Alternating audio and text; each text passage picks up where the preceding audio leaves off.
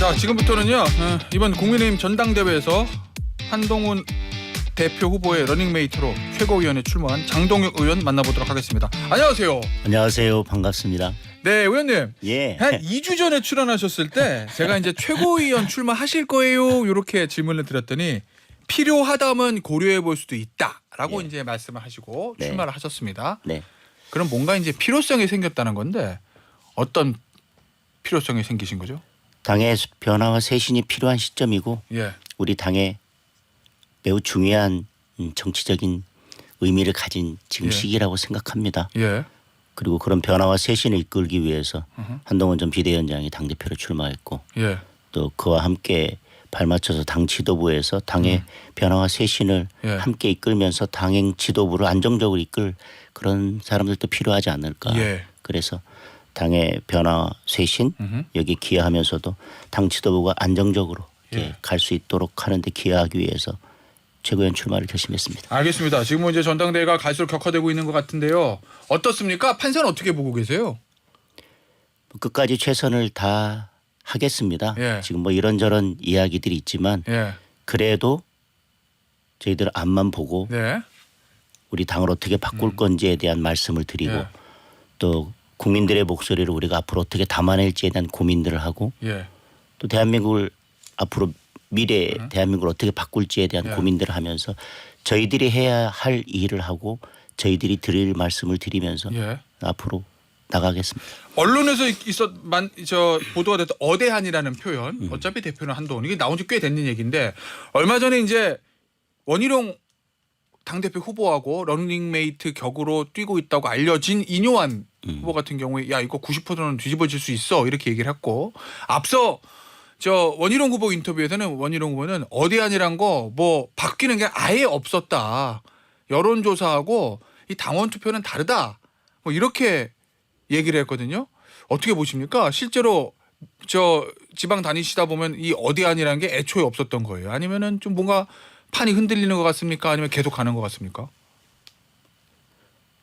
지금 어대한이라고 하는 것은 언론에서 여론조사 결과나 여러 가지 상황들을 보고 말씀하시는 것 같습니다. 예. 뭐 저희가 여론조사를 의뢰한 것도 아니고 뭐 그렇죠. 뭐 여러 언론기관에서 여론조사를 하고 있고 여론조사 결과가 최근에 다 크게 다르지 않은 것 같습니다. 일정한 경향성을 가지고 있고요. 예. 근데 뭐 그런 것들은 우리가 선거에 있어서 참고할 것이지 예. 그것을 캠프에서 판단하거나 뭐라고 말씀드릴 것은 아니고 그런 여론조사 결과에 대해서 예. 뭐각 캠프에서는 뭐 이런저런 다른 반응을 보일 수는 있다고 생각합니다. 저희들은 끝까지 최선을 다하겠습니다. 결국 저 원희룡 후보 측 얘기 들어보면 민심 지금 여론조사에 나타나는 건 아무래도 민심이니까 국민의힘 지지층 상대로 조사를 한다 하더라도 민심과 당심 실제 당원의 생각이 다를 수 있다. 요 얘기를 하는 것 같거든요.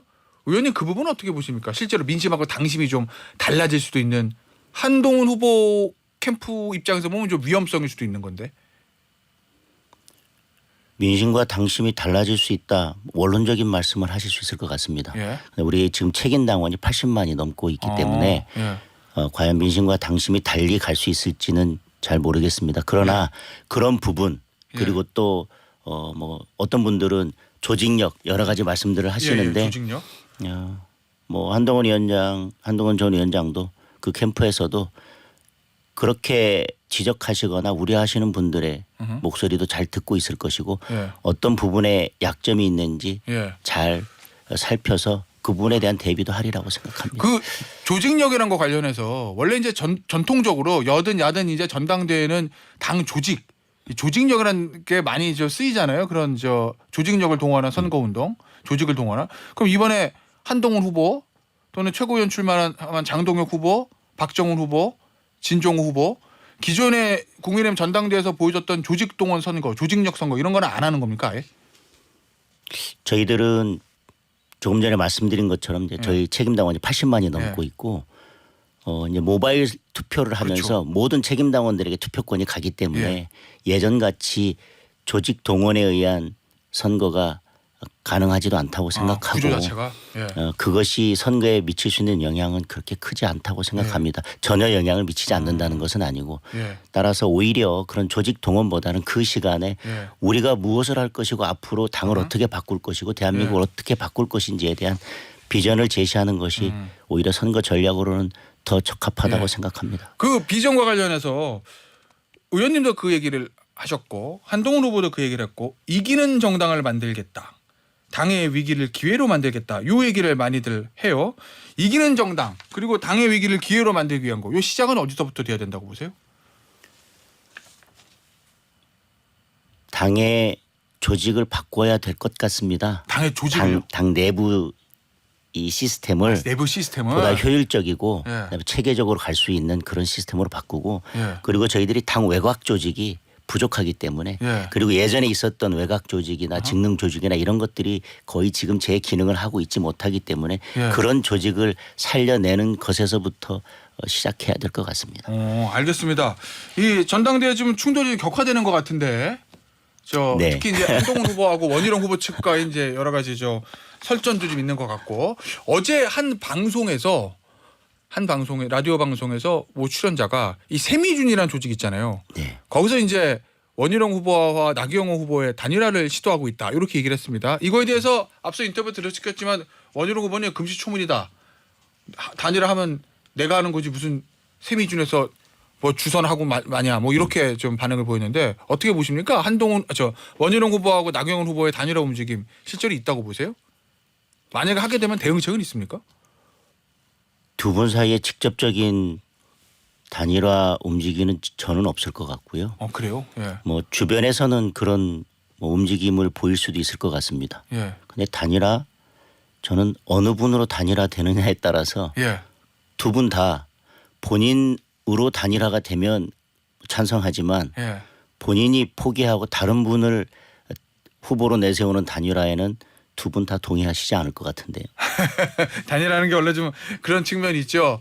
알겠습니다. 이 당내 선거운동과 관련해서 어제 이제 MBN 단독 보도로 알려졌던 일인데 원희룡 후보 캠프 측에서 당직자 한 4명 정도를 당 선관위에 고발했다.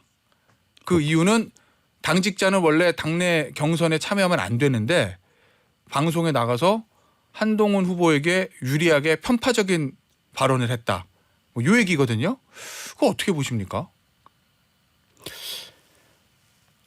아까 말씀 들으니까 우리 김태현 진행자도 편파적이라고 계속 말씀하시던데 본인 마음에 안 들면 다 이제 편파적이라고 말씀하시는 것 같아요. 그분들이 전당대회에 개입한 것이 아니라 예. 패널의 한 사람으로 나가서 본인의 생각을 말씀하신 겁니다. 또 반대편에 있는 분은 또 반대편에서 또 본인의 말씀을 말씀하실 거고 예. 본인의 생각을 말씀하셨고 그리고 뭐 듣는 분에 따라서는 후보에 따라서는 그게 기분 나쁠 수는 있겠지만 예. 그것은 시청자들이 판단할 몫이라고 생각합니다. 예. 무엇보다 저는 이 부분에 대해서 이렇게 말씀드리고 싶습니다. 첫 번째는 그것을 후보가 다 모니터링해서 고발하지는 않았을 것입니다. 뭐 후보는 바쁘니까요. 후보 본인. 캠프에서 그랬을 것입니다. 그러면 그런 걸 보면 이 후보 주변에 캠프에 어떤 사람이 있는지를 알 수 있습니다. 예. 그리고 그 캠프에서 선거 과정에서 보여주는 모습을 보면 예. 그 후보가 당대표가 되면 당을 어떻게 운영할지를 저는 보여준다고 생각합니다. 저는 그런 모습들이 예. 과연 당원들이나 국민들에게 어필할 수 있을지에 대해서 한번 고민해 봤으면 좋겠고요. 예. 결국은 내 주변에는 이런 사람들이 있습니다라고 하는 걸 보여주는 것이고 예. 저는 당대표가 되면 당을 이렇게 운영할 것입니다라고 하는 것을 그대로 보여주는 것인데 예. 좀 안타깝습니다. 아니, 지금 아까 말씀하신 것처럼 뭐 인터뷰하실 때 미래를 이야기하고 뭐 당을 어떻게 바꾸고 그렇게 말씀하셨는데 예. 선거 과정에서 보여주는 것은 우리 당직자들을 고발하고 예. 또 뭐 이렇게 계속 네거티브를 하고 뭐 그런 모습들이 결국은 나중에 당 운영이 어떻게 될지에 대해서 보여줄 텐데 거기에서 과연 희망을 찾을 수 있을 것인지 좀 안타깝습니다. 알겠습니다. 자, 이 최상병 특검법 얘기를 좀 해보죠. 어제 이제 원희룡 후보는 한동훈 후보를 향해서 그 수정안 제안 철회하라고 얘기를 했고 한동훈 후보는 대안을 내세요 이렇게 얘기했습니다. 네. 제가 그 대안에 대해서 질문을 드렸더니 원희룡 후보가 앞서 뭐라고 이제 대답을 했냐면 자꾸 뭐 먹을지 메뉴 금식이 당론인데 왜 자꾸 뭐를 먹을지 다른 메뉴를 대안을 내놓으라고 주장하냐. 당론은 공수처 수사 후 특검이다. 공수처 수사 결과 보고 판단한다. 이런 취지 얘기거든요. 어떻게 보세요? 원희룡 후보의 요 대안에 대한 언급. 지금 그 대안을 낸 거는 언제까지 방에 앉아서 예. 금식만 하다가 이렇게 갈 거냐. 언제까지 금식만 하고 있을 거냐. 예. 우리가 빨리 밖으로 나가서 일을 해야 될 거 아니냐. 예. 우리는 여당이니까 국민들을 위해서 민생을 챙기는 일을 해야 되는데 예. 언제까지 여기에 갇혀서 금식만 하고 있을 거냐. 대안을 내자라고 하는 이야기를 했더니 우리는 계속해서 금식할 거니까 절대 대안 내지 못하겠다라고 지금 말씀하시는 것과 똑같거든요. 예. 뭐 금식이 당론인 건 알겠습니다. 근데 지금 현재로서는 그런데 예. 민주당은 계속해서 이걸 재발의하고 계속 재발의할 건데 그렇겠죠. 우리가 108명으로 이걸 어떻게 막아야 될 것이며 예. 그리고 이거에 계속 갇혀서 언제까지 금식만 하고 있을 거냐. 우리가 이 금식을 풀고 밖으로 나가서 일을 하고 민생을 챙길 그 방법을 찾자라고 예. 하는데 계속 금식하겠다고 말씀하시네요. 알겠습니다. 저 앞서 원희룡 후보도 그런 언급을 했었고 다른 후보들도 얘기를 하던데 이게 민주당이 특검법 이게 민주당의 목적은 결국 대통령을 탄핵시키기 위한 건데 그 탄핵의 위험성과 그걸 몰라서 한동훈 후보가 수정안을 제안하는 거다라는 취지의 얘기들을 합니다. 그거 어떻게 보세요? 잘못하게 되면 이 특검을 통해 가지고 대통령을 굉장히 곤란하게 할 수도 있다. 이게 이제 다른 후보들 3명의 주장이거든요. 오히려 예. 이 민주당의 무도한 특검법을 막아내고 대통령을 지킬 수 있는 방법 오히려 최선의 공격이자 최선의 방어 방법으로서 이 대안을 냈습니다. 그 세부적인 말씀은 뭐 패널들도 방송에서 말씀하시는 것 같고 예. 저도 다른 곳에서 말씀드렸는데 예. 첫 번째 먼저 묻고 싶습니다. 이 대안 제시로 인해서 민주당의 특검법이 문제가 있다고 하는 것이 국민들에게 선명해졌습니다. 예. 그리고 이 대안을 받지 않고 민주당이 지금의 특검법을 고집하는 이유도 분명해졌습니다. 진실 발견의 목적은 전혀 없습니다. 예. 그리고 민주당이 이것을 계속 강행하는 이유도 명백해졌습니다. 네. 이제 민주당의 특검법이 무엇이 문제인지에 대해서 국민들에게 명백해진 이상 예. 공은 민주당으로 넘어갔습니다. 예. 그러나 민주당에서 한두 분은 제3자 특검 이 대안을 받자고 이야기하지만 예. 민주당의 주류는 대부분의 의원들은 이 3자 특검은 받지 못한다고 할 것입니다. 예. 그리고 본인들의 특검을 계속 고집할 것입니다. 예. 그러면서 본인들이 추진하는 특검에 대한 국민들에 대한 명분은 계속 떨어질 것입니다. 제가 이렇게 묻겠습니다. 예. 과연 지금 민주당에서 이 3자 특검을 받는다고 하는 분이 몇 분이 계신가요? 앞서 정성호 의원 그분은 뭐 처음부터도 예, 처음부터. 예, 예. 말씀 예. 그렇게 하셨는데 예. 결국 이게 어떤 모습으로 갈 건지를 보면 이것이 뭐 대통령을 탄핵으로 간다 예. 뭐 순진하다 이게 아니라 예. 이게 대통령을 지키기 위한 최선의 공격이자 방어였고 고도의 전략이었다라고 하는 것을 곧 알게 되실 거고요. 예. 오히려 그냥 이것을 가지고 뭐 배신자니 뭐 순진하니 경험이 없니라고 하는 분들이 예. 저는 별 고민 없이 어허. 이거에 대해서 비판하시는 것 같습니다. 알겠습니다. 배신자 말씀하셨는데 이 배신의 정치, 배신자론 이 얘기가 그냥 전당대 초반을 지금 달구고 있어요. 다른 후보들이 왜 한동훈 후보를 향해서 배신자론 이걸 꺼내들었다고 보세요? 그게 저희들이 말하는 공포 마케팅입니다. 그래요? 네. 한동훈 후보가 되면 당정관계 파탄 날 거다. 파탄 날 거다. 대통령이 탄핵될 거다. 네. 뭐 이렇다 계속해서 마치 예.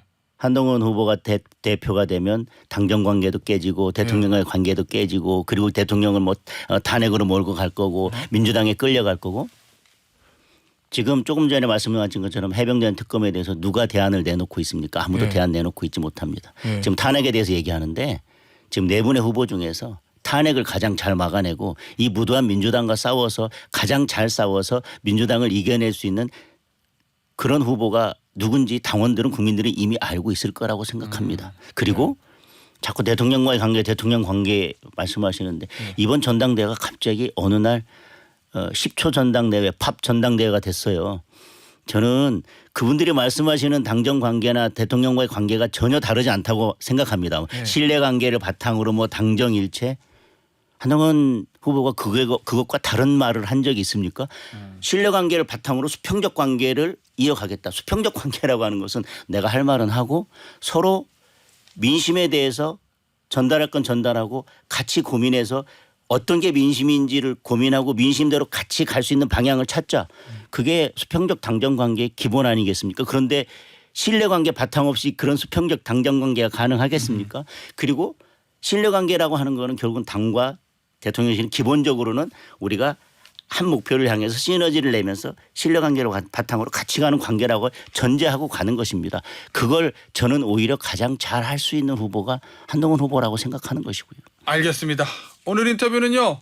여기서 마무리하도록 하겠습니다. 지금까지 국민의힘 전당대회 최고위원 후보로 출마한 장동혁 의원이었습니다. 의원님 감사합니다. 감사합니다.